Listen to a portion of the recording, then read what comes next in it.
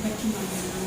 Itu masalah kan dulu setelah perkembangan ini kan memang berkas saya sudah ada di sini, cuman barang bukti itu kan hilang mas.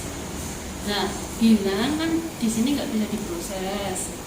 Nah terus sama reskrim itu kan penghilangan barang bukti itu dilaporkan. Jadi Pak Anton ini terkena dua masalah, penghilangan barang bukti dan galiansi itu gitu loh. Makanya saya mau ketemu Pak Jaksanya itu gimana proses laporan saya ini sudah sampai di mana. Sudah soalnya ini sudah 1 tahun lebih mas. Terus ini. Iya. Tapi 21-nya baru ini. Iya kan kayak dirende-rende gitu loh mas. Padahal saya buat laporannya itu sudah 1 tahun lebih, bulan Oktober tahun kemarin. Kok enggak selesai permasalahannya ada di mana?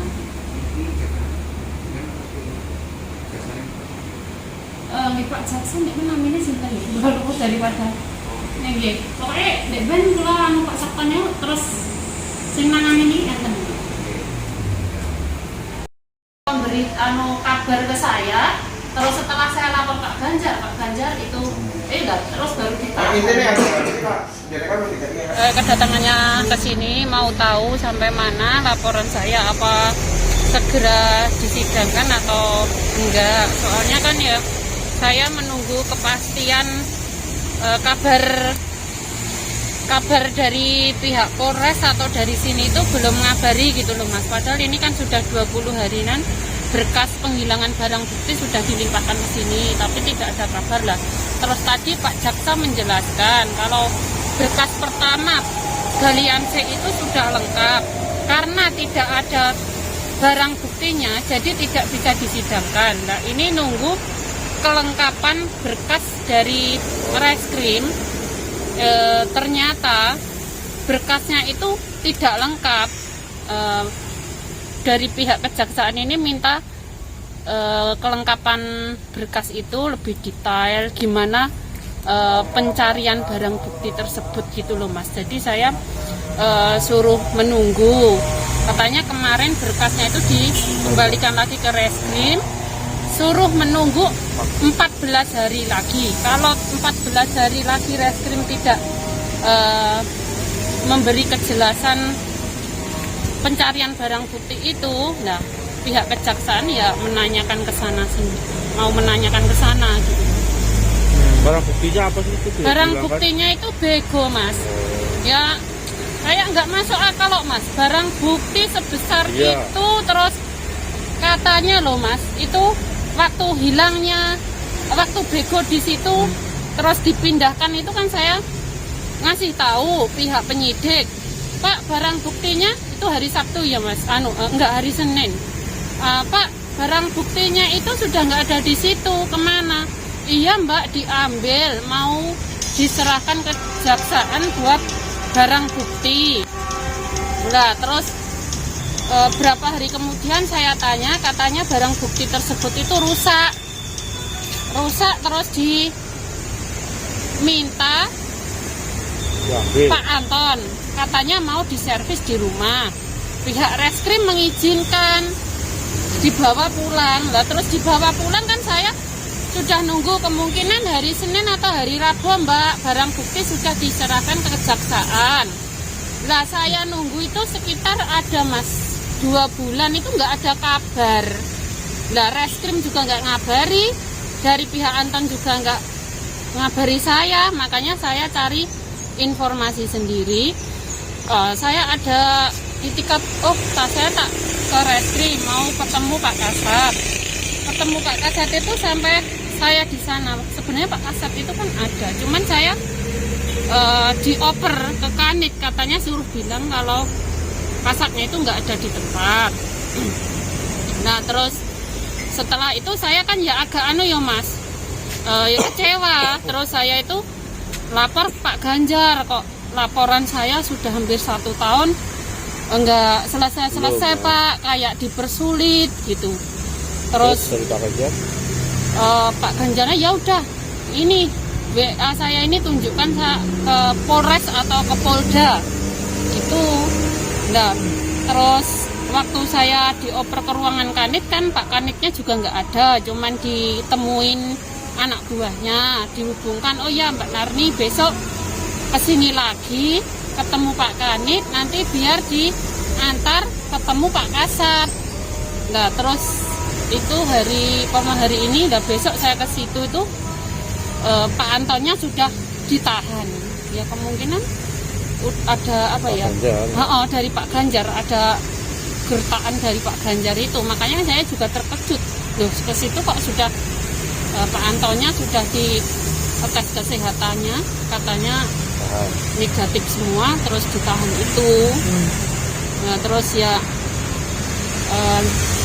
saya cari informasi ke sini itu setaunya kalau barang bukti itu hilang, kalau nggak saya ke sini saya nggak tahu barang bukti itu hilang. Pihak reskrim sama sekali nggak ngasih tahu lah. Saya udah deh, Pak lah saya itu loh pelapor, seharusnya nggak usah tahu cari berita ke sini. Pihak sini sudah ngasih kabar ke saya, tapi nyatanya kenapa kok enggak?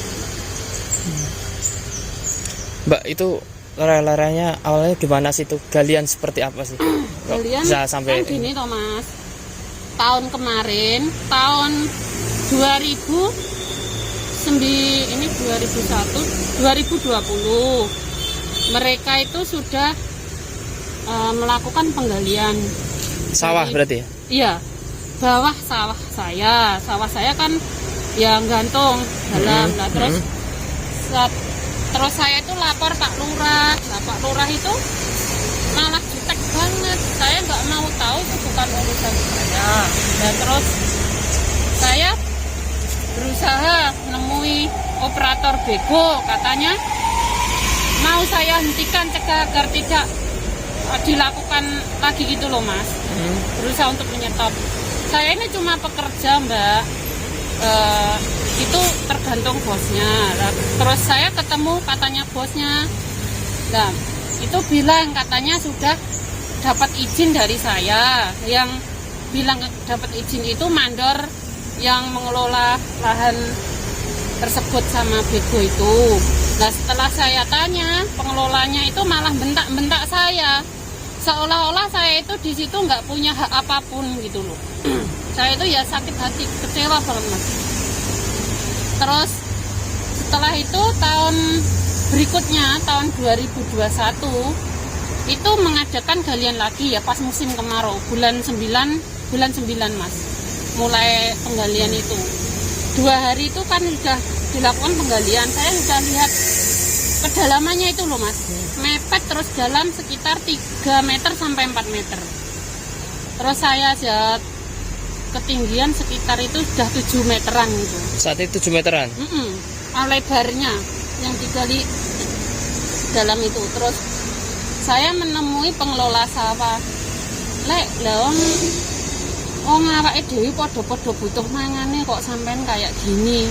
Ngerok lah yang nggon aku ngene iki kok aku ngelepi iso bocor terus sawahku amblek piye ngono.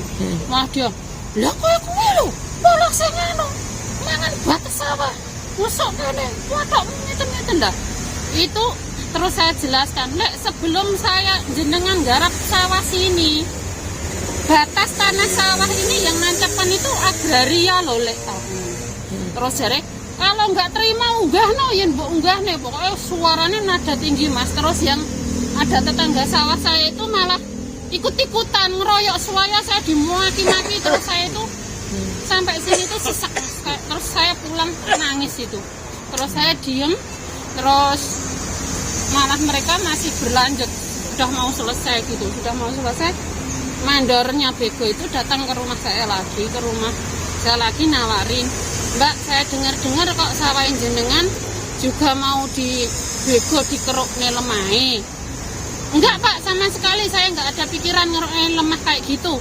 Orang ngerusak alam kok mosok dianu gitu. Lah makane kula niku genahne, kula mireng-mireng kok turune ngoten niku lah. Terus mbah saya kan maki-maki orang tersebut, katanya kalau memang apa yang mereka lakukan itu salah, suruh melaporkan. Kalau memang mereka salah itu sudah ditahan di Polres dari kemarin-kemarin gitu loh Mas.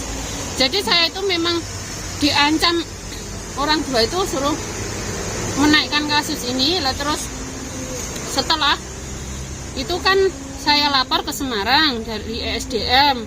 ESDM itu sebenarnya sudah ngasih waktu untuk mediasi ya di desa, nanti lurah Gebang, lurah Jirapan, terus polsek, saya sama yang punya beko itu. Tapi yang punya beko cuman menyampaikan mewakili teman-temannya, saya minta maaf Mbak, tanpa ada itikat baik sama sekali, malah berminggu-minggu mereka nggak ada itikat baik sama sekali, nggak menghubungi saya, nggak sama saya. Terus makanya saya diam, saya langsung lapor ke Polres.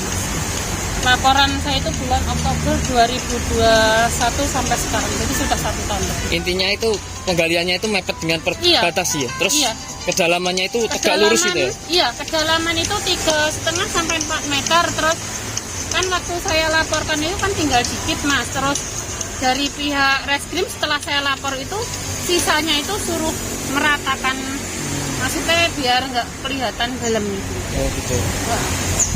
Mbak, itu di antara sawahnya siapa mas siapa? Sawah yang dikeruk itu pernah? Sawah saya, atas nama? Sawah saya atas nama Sunarni. Terus yang digali itu atas nama Bapak Sonto, rumahnya Ngasem. Yang sebelah kanan saya, orang yang ngeroyok saya itu namanya yang punya Pak Yakno. Jadi yang ngeroyok saya itu waktu di sawah itu Yakno sama pengelola sawah Mbak Sonto. Tapi Mbak Sonto itu kan orangnya sudah tua lah, disuruh nggarap saudaranya gitu loh. Saudara rumahnya bunder bernama Pak Gari. Yang digali ini luasnya? Luasnya kurang lebih itu sama sawah saya Mas, 3.200-125-an. Dan kedalamannya itu 3 meteran itu tadi? 3 meteran, ya 3 dulu waktu penggalian belum dipulihkan itu ya Mas, 3,5 sampai 4 meter. Soalnya itu truk itu nggak kelihatan dalam Mas, mungkin sampai bego itu masih kelelahan. Intinya yang dikhawatirkan ibu ya setelah itu langsung ketika hujan deras suatu saat longsor. Terus pengairan kan setiap tanam itu pasti kan nggak bisa mandek Mas, air terus keluar itu. Terus selain itu kan kerusakan alam Mas, kalau dibiarkan, kalau saya diam ini galian situ akan merajalela Mas. Karena kalau nggak saya lapor ini, yang bawah dekat-dekat saya itu sudah pesan, udah ditawari digali sekalian ya, nggih mau digali juga. Jadi kerusakan alam itu semakin luas. Terus menjaga keamanan Mas, karena dalam kayak gitu, contohnya sawah saya, aku mau ke sawah, sebenarnya jalan gini enak Mas, panjang sekali. Suatu saat kalau kepleset, tergelincir, jatuh, cedera, siapa yang mau bertanggung jawab?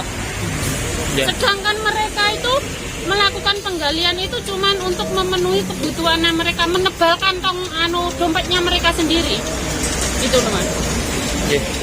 Ya memang galian saya kan ya kerusakan alam juga dilarang oleh agama, merugikan orang banyak. Terima kasih Mbak. Ya udah, terima kasih ya Mas ya.